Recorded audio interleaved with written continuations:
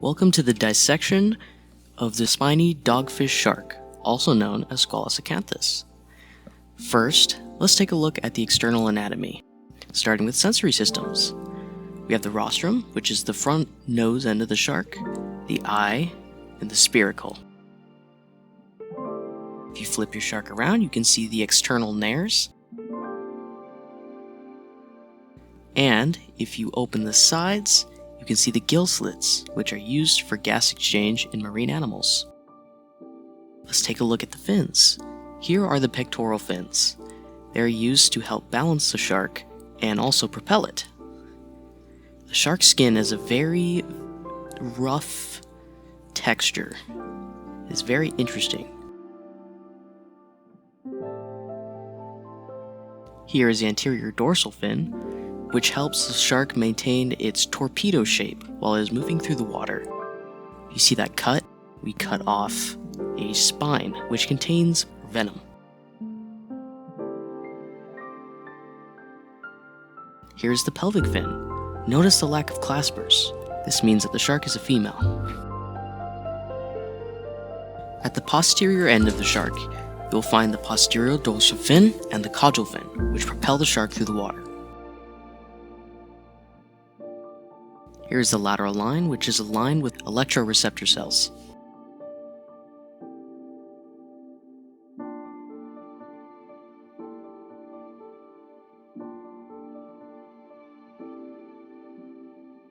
Now let's take a look at the digestive anatomy of this animal, which is very unique. Your shark may already be cut, but if it isn't, go ahead and press your scalpel into the thoracic cavity of the shark. Make sure to be very gentle so you don't puncture any organs. Now, move down in a straight line to the pelvic fins and up towards the pectoral fins.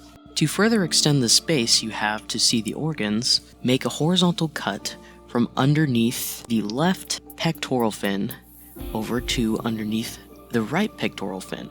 Do the same on either side of the pelvic fins. Now you should clearly be able to see the stomach, the lobes of the liver, and the spiral intestine. If you look closely, you should be able to see the spleen. It appears as a little brown glob. Let's open this guy up a little more. Here is the right lobe of the liver. I have also moved the left lobe out of the way so we can see the hepatic portal vein and the gallbladder a little more clearly. The gallbladder will be stained green, and other areas adjacent to the gallbladder will most likely have a little bit of bile leakage on it. Let's take a closer look at the stomach. So we'll see that we have the cardiac region of the stomach and the pyloric region of the stomach. The cardiac region of the stomach is where much of the mechanical digestion takes place, while the pyloric region of the stomach mainly contains chyme that is emptied through the pyloric sphincter. Just below the pyloric sphincter is the duodenum. Here you will see the pancreas and the gallbladder empty into this area. The pancreas in this shark should appear a little bit yellowish, maybe even tan. It'll be a glandular structure that is stuck right on top of the duodenum. Let's take a look behind the main digestive system of this animal. Here we will find the dorsal lobe of the pancreas.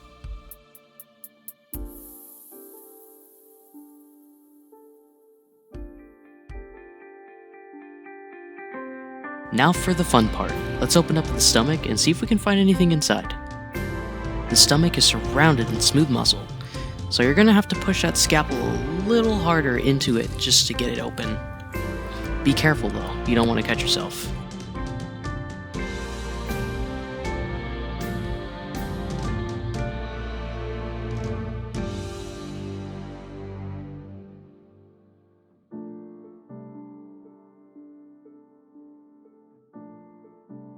Rugae! Rugae allow the stomach to expand and maximize the surface area in which digestion can take place. Kind of like the intestines. All that goop you see in there is digested material that is just hard enough to not quite be considered chyme. While we're at it, let's look at the spiral intestine to check out the valve system inside.